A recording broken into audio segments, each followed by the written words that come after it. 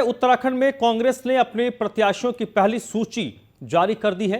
कांग्रेस की इस पहले लिस्ट में 53 विधानसभा सीटों पर उम्मीदवारों के नाम का ऐलान किया गया है और इस लिस्ट पर अगर आप नजर डालें और जातिगत नजरिए से देखें तो इसमें 20 ठाकुरों को टिकट दिया गया है, 3 महिलाओं को पार्टी ने अपना उम्मीदवार बनाया है, जबकि 2 मुस्लिम प्रत्याशियों को भी कांग्रेस ने टिकट दिया है। लेकिन सबसे बड़ी बात कि इस लिस्ट में हरीश रावत का नाम शामिल नहीं है। कांग्रेस के प्रदेश अध्यक्ष गणेश गोदियाल को पार्टी ने श्रीनगर से अपना उम्मीदवार बनाया है। प्रीतम सिंह चकराता से कांग्रेस पार्टी के प्रत्याशी होंगे। प्रीतम सिंह नेता विपक्ष हैं, जबकि यशपाल आर्य को बाजपुर से कांग्रेस पार्टी ने अपना प्रत्याशी घोषित किया है। हरीश रावत का नाम इस लिस्ट में नहीं है, जबकि हरक सिंह रावत का नाम भी कांग्रेस की पहली सूची में शामिल नहीं है। 53 विधानसभा सीटों पर कांग्रेस की तरफ से उम्मीदवार घोषित कर दिए गए हैं।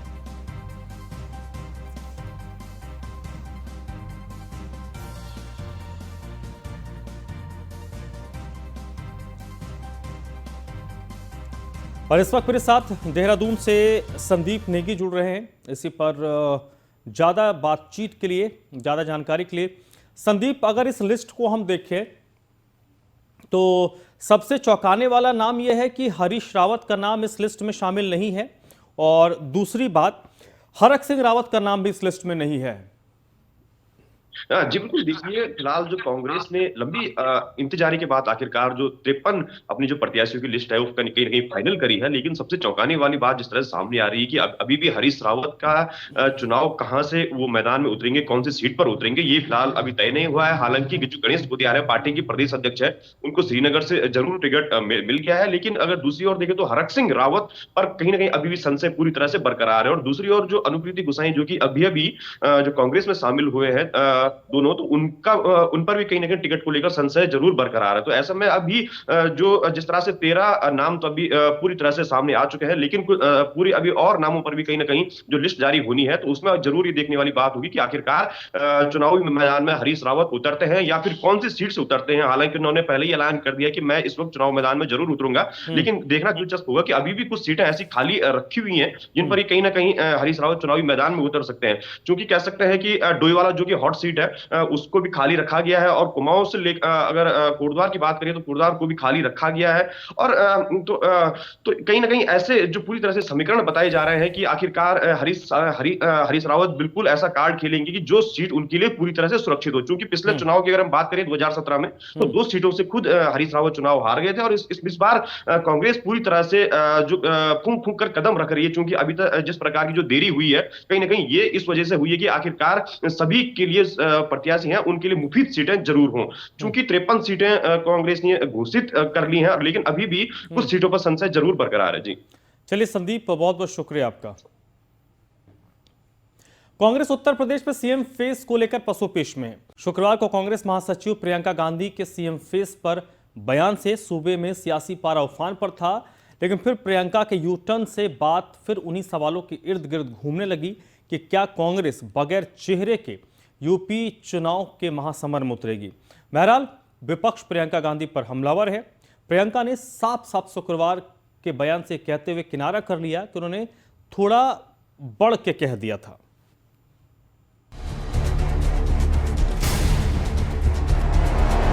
आपको किसी और का चेहरा दिख रहा है कांग्रेस पार्टी की तरफ से? कांग्रेस महासचिव प्रियंका गांधी वाड्रा के इस बयान के कुछ ही घंटे बीते कि उन्होंने इस बयान से किनारा कर लिया। शुक्रवार को नई दिल्ली में कांग्रेस मुख्यालय पर यूपी चुनाव के लिए युवा घोषणा पत्र जारी करने के दौरान जब पत्रकारों ने उनसे पूछा कि यूपी में कांग्रेस की ओर से सीएम का चेहरा कौन होगा, तो उन्होंने कहा कि आपको उत्तर प्रदेश में कांग्रेस की तरफ से कोई और चेहरा दिख रहा है। लेकिन अब प्रियंका गांधी वाड्रा ने ही मैं ही चेहरा बयान से यू टर्न ले लिया। कहा वो तो मैंने थोड़ा बढ़ चढ़ के कह दिया था। हेजिटेशन कहाँ है? हेजिटेशन किस बात का है? मेरी पार्टी की कहीं कहीं मेरी पार्टी ये तय करती है कि कौन मुख्यमंत्री का चेहरा बनेगा, कहीं कहीं नहीं करती है। तो ये मेरी पार्टी का तरीका है, इसमें हेजिटेशन की क्या बात है? मैं ये नहीं कह रही हूँ कि मैं ही हूँ चेहरा, वो तो मैंने थोड़ा चिढ़ के कह दिया, क्योंकि बार बार आप लोग वही सवाल कर रहे हैं, ऐसी कौन सी बड़ी बात है? आपको फिर से सुनाते हैं शुक्रवार को प्रियंका गांधी ने सीएम फेस पर क्या कहा था। अब मैं यही जानना चाह रही थी मैम, आप जवाब दिया जब आपसे पूछा कि क्या आप चेहरा होंगी या आप मुखर तरीके से आगे होंगी, लेकिन आपने अभी तक कोई क्लियर कट जवाब दिया नहीं। आप हमेशा कहती हैं जब टाइम आएगा तो बताएंगे।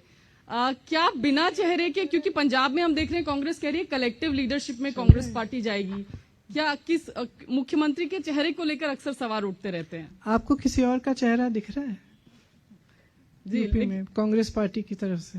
जी, तो फिर तो आप ही चेहरा है मतलब? अब दिख तो रहा है ना सब जगह मेरा चेहरा। जी, लड़की हूँ लड़ सकती हूँ के नारे से चुनावी समर में उतरी प्रियंका गांधी लगातार महिला कार्ड खेल रही हैं। वहीं शुक्रवार को भर्ती विधान के जरिए युवाओं के लिए घोषणा पत्र जारी किया, लेकिन सीएम फेस को लेकर दिया बयान काफी सुर्खियों में रहा। वहीं बयान से यूटर्न के बाद फिर क्या, विपक्ष को प्रियंका गांधी को घेरने का मौका मिल गया। प्रियंका वाड्रा जी ने कल कहा कि मैं उत्तर प्रदेश का कांग्रेस का चेहरा हूं, मुख्यमंत्री, और आज एएनआई को बुला के खुद ही उससे पलट कर गई। तो साफ है, मैं लड़की हूं, मैं लड़ सकती हूं नारा उनका खोखला है, और उसी तरह खोखला है जैसे उनकी दादी इंदिरा गांधी जी ने दिया था। लोग कहते हैं इंदिरा हटाओ, मैं कहती हूं गरीबी हटाओ। गरीबी हटा नहीं पाई, अपने आप को सब लोगों ने अमीर जरूर बना दिया। तो उसी प्रकार से आपका ही नारा है, तो उसको कहीं सार्थक बनाना है और सिद्ध करना है, तो करके दिखाइए पहले, और फिर हम लोग आपसे बात करेंगे। प्रियंका जी ने जो ये नाम लेना वो चाह रही थी, पूरे उत्तर प्रदेश जानता है, पूरे उत्तर प्रदेश के नागरिक जानते हैं कि आखिर 10 मार्च को कौन मुख्यमंत्री बनने वाला है। लेकिन हम जानते हैं कि राजनीति में कुछ चीज़ें होती हैं जो कहीं नहीं आ सकती, लेकिन उत्तर प्रदेश के लोग को ये पता है कि ये उत्तर प्रदेश की जो लड़ाई है बीजेपी आरएसएस के सामने, समाजवादी पार्टी के हमारे माननीय राष्ट्रीय अध्यक्ष जनाब अखिलेश यादव जी और गठबंधन के वो सभी साथी चट्टान की तरह से बनकर हम लोग खड़े हुए हैं। और 10 मार्च को किसान विरोधी, दलित पिछड़ा विरोधी भारतीय जनता पार्टी का राजनीतिक अंत उत्तर प्रदेश में इसके शुरुआत। सूबे में 1989 से ही हाशिए पर रही कांग्रेस के लिए ये चुनाव बेहद निर्णायक है। वहीं प्रियंका के सीएम फेस को लेकर दिए बयान से एक्सपर्ट उम्मीद कर रहे थे कि कांग्रेस को सूबे में कुछ फायदा हो सकता था, लेकिन अब प्रियंका के यूटर्न से सब धरा का धरा रह गया। जाहिर है उत्तर प्रदेश में कांग्रेस के चेहरे को लेकर सवाल उठते रहे हैं, लेकिन पार्टी की ओर से कभी स्पष्ट जवाब नहीं मिल रहा। क्या पार्टी बिना चेहरे के यूपी में चुनाव लड़ेगी, ये भी एक सवाल है। की चुनावी सरगर्मियां तेज होती दिखाई दे रही हैं। अगर जो हम कांग्रेस की बात करें तो कांग्रेस में सीएम चेहरे को लेकर लगातार प्रियंका गांधी का नाम चर्चा में था। वहीं प्रियंका गांधी ने भी साफ कह दिया था कि वही उत्तर प्रदेश का सीएम चेहरा होंगी, लेकिन एक इंटरव्यू में प्रियंका गांधी ने साफ कहा कि लगातार मीडिया द्वारा ऐसे सवाल करने पर उन्होंने चिढ़ करके कहा था कि वो सीएम का चेहरा होंगी। उत्तर प्रदेश में कांग्रेस का सीएम चेहरा भी कोई हो सकता है। वीडियो जर्नलिस्ट अमिसानी के साथ Nagma Shaikh, news on India. BSP ने अपने स्टार प्रचारकों की सूची जारी की है और बीएसपी के स्टार प्रचारकों में 18 लोगों के नाम शामिल हैं। सबसे ऊपर बीएसपी के स्टार प्रचारकों में बीएसपी की सुप्रीमो मायावती हैं। दूसरे नंबर पर उनके भतीजे आनंद कुमार हैं। सतीश चंद्र मिश्र, नकुल दुबे को बसपा ने अपना स्टार प्रचारक बनाया है। ग्रेटर नोएडा से करतार सिंह नागर भी बीएसपी के स्टार प्रचारकों में शामिल हैं। करतार सिंह नागर, पाल पिपला, गोरेलाल जाटव को भी बसपा ने अपना स्टार प्रचारक बनाया है। 18 लोगों के स्टार प्रचारकों की सूची है। बसपा ने भी अपने पहले चरण के लिए स्टार प्रचारकों की सूची जारी की है।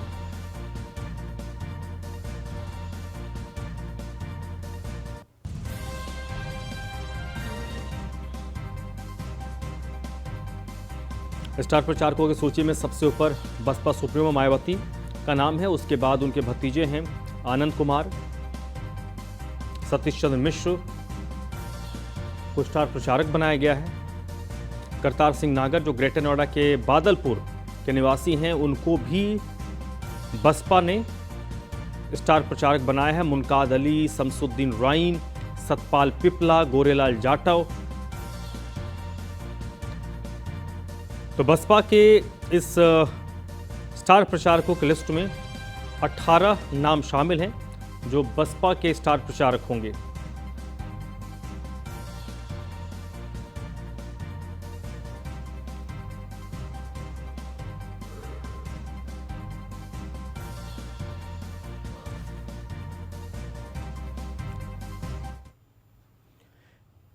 यूपी शिक्षक पात्रता परीक्षा यानी यूपी टेट 2021 की आज 2 पालियों में परीक्षाएं हो रही हैं।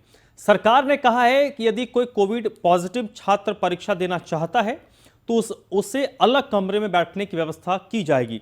आपको बता दें कि इस परीक्षा में 22 लाख से ज़्यादा के छात्र शामिल होंगे। चित्रकूट में भी यूपी टेट की परीक्षा चल रही है। चित्रकूट में 11,533 अभ्यर्थी परीक्षा देंगे, जिसके लिए सुरक्षा व्यवस्था के पुख्ता इंतजाम किए गए हैं।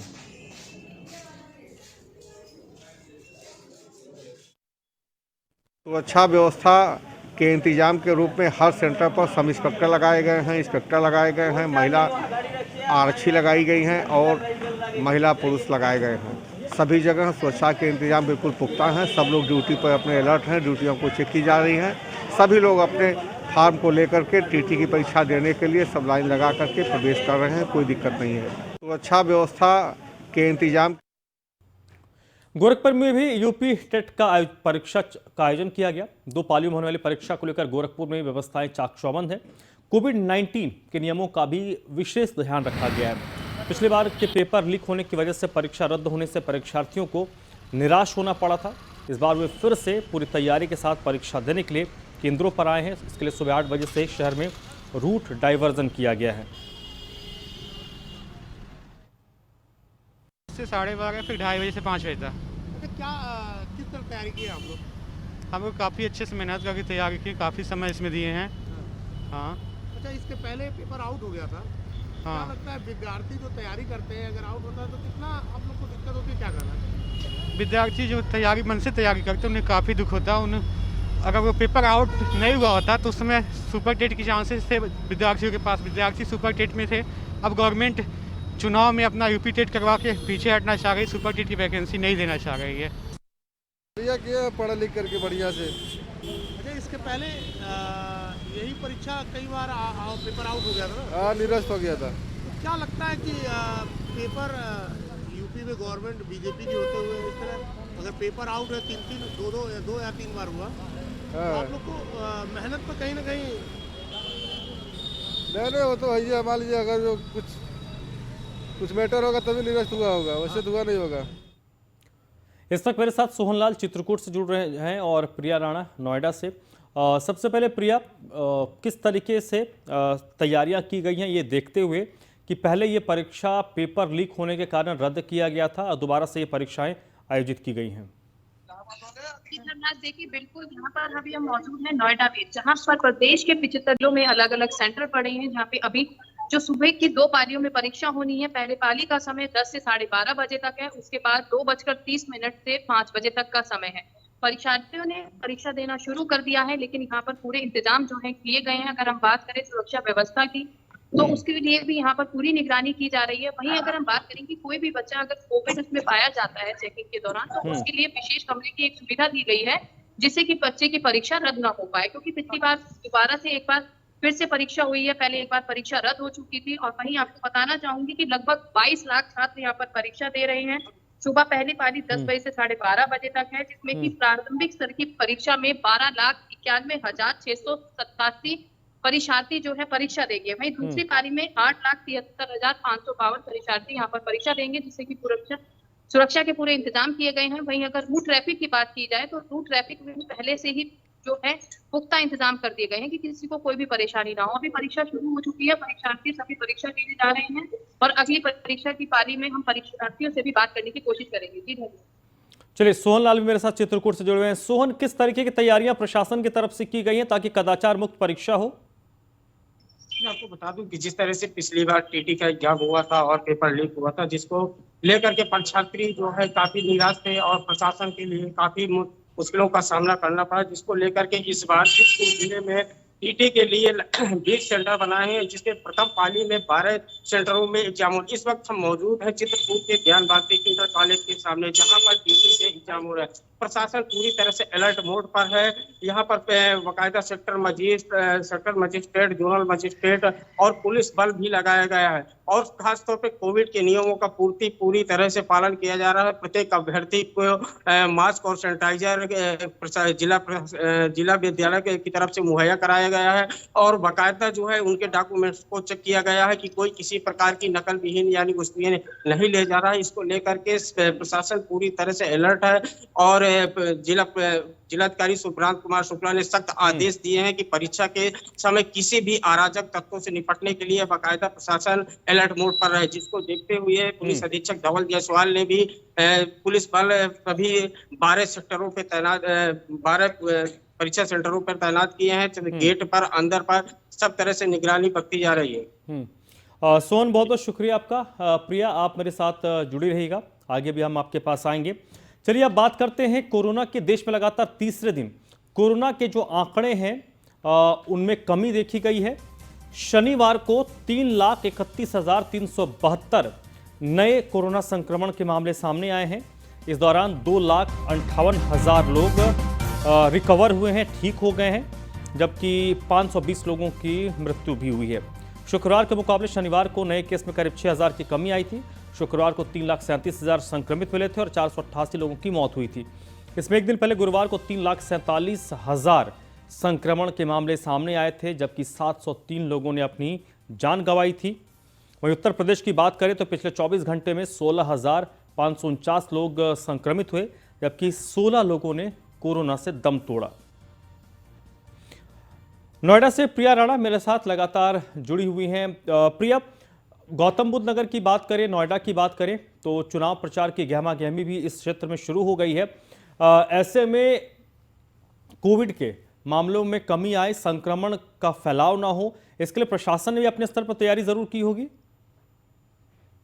देखिए, प्रशासन अपनी तरफ से पूरी निगरानी धर्मराज इस बात को लेकर कर रहा है कि संक्रमण बहुत तेजी से ना फैले। हालांकि हमने पिछले दिनों में देखा था 2 दिन में कि जो संक्रमण की दर थी उसमें कमी आई थी, लेकिन लगातार लोगों को खुद ही समझना होगा, खुद ही हमें सतर्कता बरतनी होगी ताकि हम कोरोना से निजात पाएं। क्योंकि इलेक्शन का टाइम है, हालांकि अभी किसी भी तरह की रैली पर रोक लगी हुई है, बावजूद उसके जो संक्रमण है कभी धीमी रफ्तार से कम होता हुआ नजर आता है, लेकिन अभी संक्रमण खत्म नहीं हुआ है। तो कहीं ना कहीं कोरोना का जो खतरा है अभी टला नहीं है। हमें खुद ही इन चीजों पर ध्यान देना होगा कि हम संक्रमण पर कैसे रोकथाम लगाएं। वहीं अगर हम बात करें तो नई गाइडलाइन सरकार के द्वारा आई है कि जो भी व्यक्ति कोरोना से संक्रमित पाया जाता है उसके 3 महीने बाद उसे टीकाकरण लगाया जाएगा। वही प्रिकॉशनरी डोज भी 3 महीने बाद लग सकती है। वहीं सभी राज्यों को इसके लिए प्रस्ताव भी भेजा गया है एक पत्र के जरिए कि जो भी लगातार, क्योंकि अगर हमने कोई भी रोकथाम अगर की है कोरोना पे तो सबसे बड़ी वजह उसकी वैक्सीनेशन ही है, क्योंकि लोगों ने सबसे ज्यादा वैक्सीनेट हुए हैं, जिससे कि कोरोना की दर जो है रफ्तार धीमी होती हुई नजर आ रही है। हालांकि कुछ आंकड़े ऐसे भी देखे गए थे जिसमें लोगों ने दोनों डोज लगाई थी, बावजूद लोगों ने अपनी जान उसमें गंवा दी है। लेकिन सबसे बड़ी बात यह है कि जो हमने पिछली स्थिति कोरोना की देखी थी और अब वाली स्थिति में बहुत ज्यादा चलिए प्रिया की कमी थी। जी, बहुत बहुत शुक्रिया प्रिया आपका इस पूरी जानकारी के लिए।